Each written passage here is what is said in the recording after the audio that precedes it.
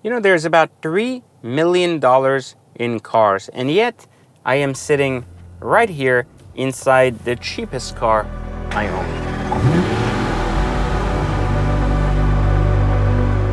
And so you might be wondering, well, why would you drive this? Well, this happens to be a Defender, and if you actually followed any of my past YouTube reviews, you would know that the Defender I called one of the greatest cars to have ever been built by anyone anywhere. And it's pretty surprising because you would think that a guy like me that has so many cars would literally tell you and say, well, no, there is way better cars. Like you have SVJs, Sennas, this, that. But yet, I will tell you that the Defender still is one of my all-time favorite cars. So the question really remains, why? And didn't I sell my old Defender? Well, in short, this isn't my old Defender. This is an even better version than my old Defender. This only has 2 doors. That's right. It has less space, almost a non-existent trunk for an SUV, and is a lot shorter and smaller. So why is it better? Well, you see, my argument originally in the first Defender that ever came out was that the Defender 110 was just a great car. Like, it was an all-around fantastic built car. There was absolutely almost nothing wrong with the concept of the Defender from Land Rover, meaning it was as good as it got for what an actual vehicle was intended to do. You could argue that I've made the same argument about the new 911 Turbo S I got, which was perfection in its own right.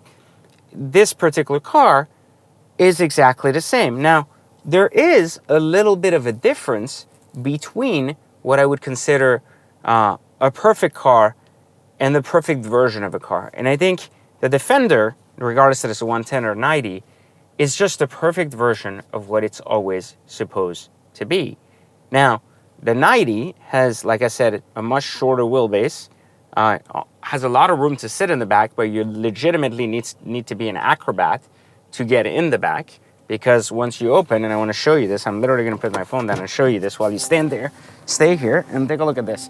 For me to go in the back, I literally have to do this, go all the way like forward, and then through this tiny ass hole, you see, find like an act of God that reminds me that I'm not 20 years old anymore to get in here. And when I'm here, I have all the room in the world, you see? I could literally be like getting a midget down here, giving me head, and I would still have room. You see the pose there? Remember something? You remember that black guy? Yeah, took his towel off? You know what's going on. Yeah, anyways. You have AC back here. You have 14 different plugs for your phone and stuff to charge. And you have these really cool windows where you can see outside, just like little skylights windows, because some of them don't have windows, but this one does. And it's got the panel roof, which is a very, very cool feature, you would say. And it's honestly an incredible car all around. And it makes no sense, yet it works so flawlessly. So let's take a look at the P90X, and no, not the gym setup and the workout routine, but let's look at the P90X. Obviously, I'm too fat to be doing P90X, but we're going to look at the P90X and see why it now has taken literally the throne from the 110, and what makes this car probably the single best thing you could buy under 80 grand, anywhere, anytime. Let's get into it.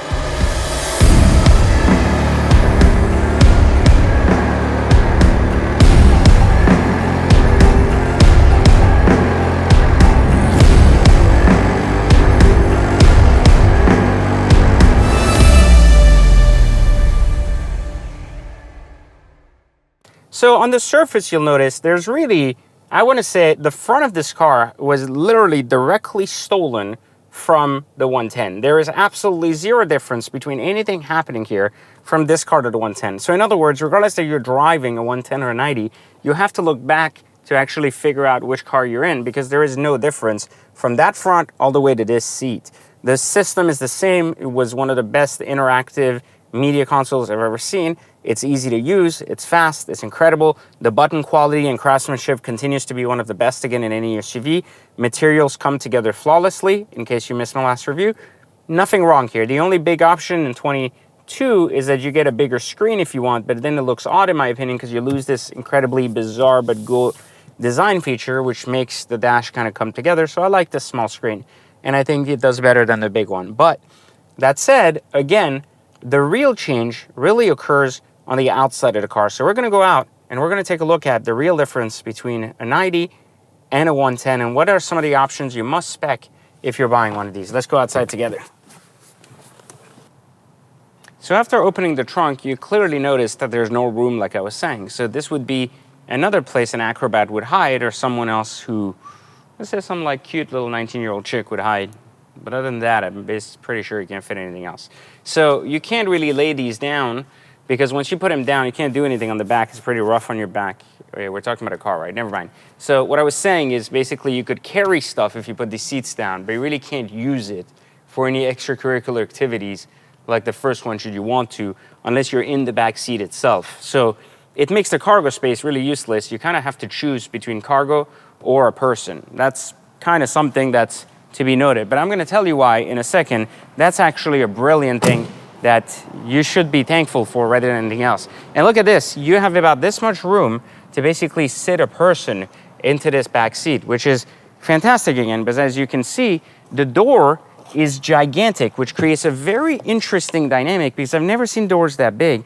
These doors are about 20% larger than the regular Defender, which makes opening and closing the door very bizarre, because it feels like the Rolls-Royce Wraith, which I've said 100 times is weird large doors that really don't work as well with the coupe that they do on the convertible Rolls like the Dawn. But nonetheless, these doors are huge.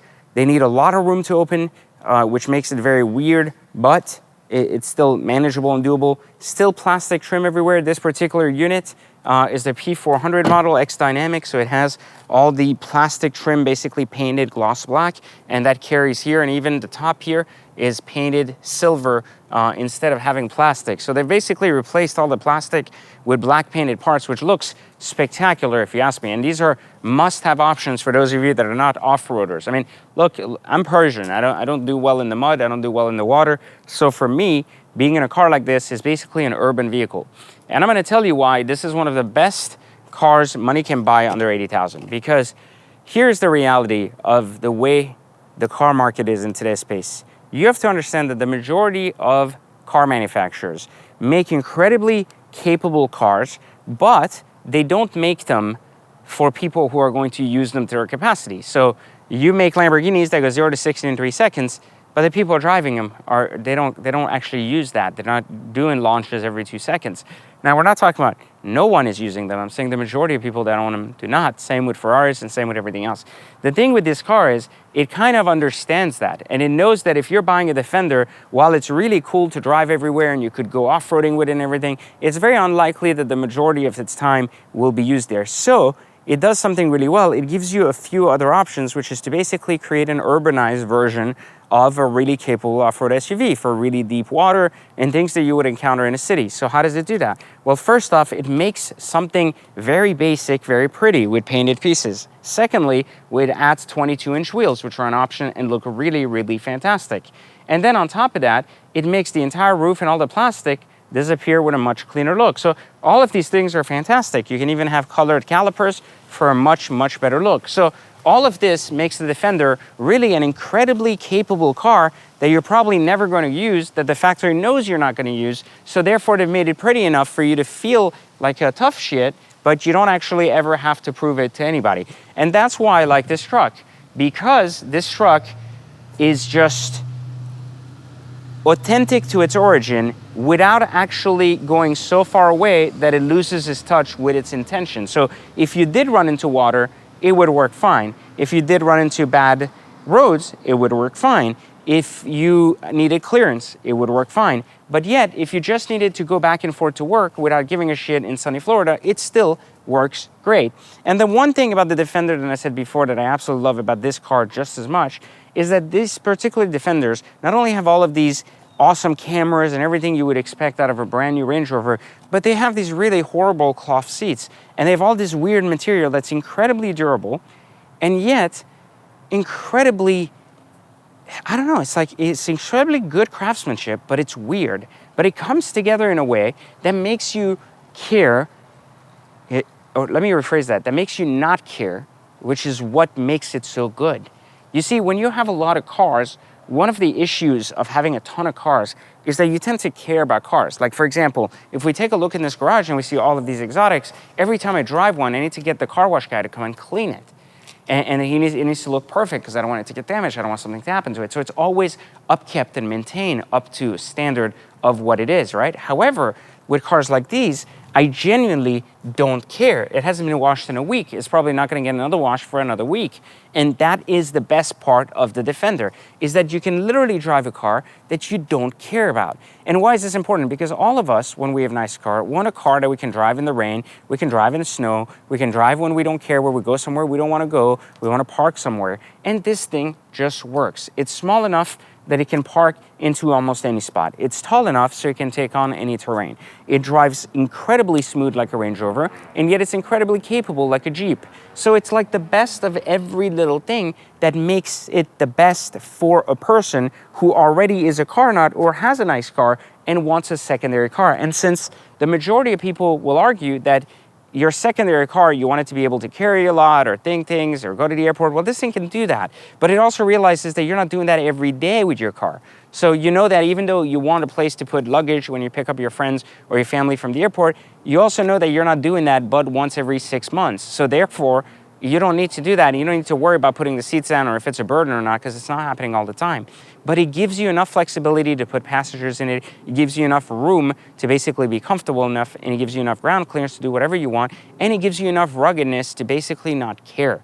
And I think that is what we don't find in today's cars. We find cars trying to appeal to the driver. We don't find cars trying really hard to appeal to themselves because they're a match for the driver. And that's why I think the Defender P90X is by far one of the best cars available under $80,000. You can buy one of these for as little as 55 grand, or you can buy a more loaded version like this around 80 grand. It doesn't make a difference. You could get them as high as like 100. But the point is, the majority of these great cars, even as 6 cylinders, 4 cylinders, doesn't make a difference. They're all excellent. And the best part is there's a new V8 coming, so if you want more of that power or more of that James Bond feel, there's even a James Bond edition. I think the Defender is incredible, but here's where a James Bond edition personally wouldn't work for me, is that while it's an incredibly cooler car, it would yet again make me give a shit about a car that I bought specifically not to give a shit about. So if you want more honest reviews just like this, and of course a lot more discussion about value and pricing, which I'm going to tell you really quickly, but make sure you like, subscribe, and turn on notifications, is that Defenders right now are as safe as hacks as can be over the next 12 months. With the shortage in chips, the shortage in supply, the stop sales going on in the country, getting a Defender two-door is a headache. But more importantly, getting the right one at the right price is near impossible, so people are paying over sticker on used cars with 4,000 to 5,000 miles. But yet, if you look hard enough, there are plenty of cars you can find out there. If you're smart enough and slick enough, they can find at sticker, could literally drive and dump with 4,000 to 5,000 miles and never pay a dollar. This is why Exotic Car Hacks works, even on newer luxury cars. It doesn't need to be on Ferraris and Lamborghinis, and it can make a difference. But Defenders,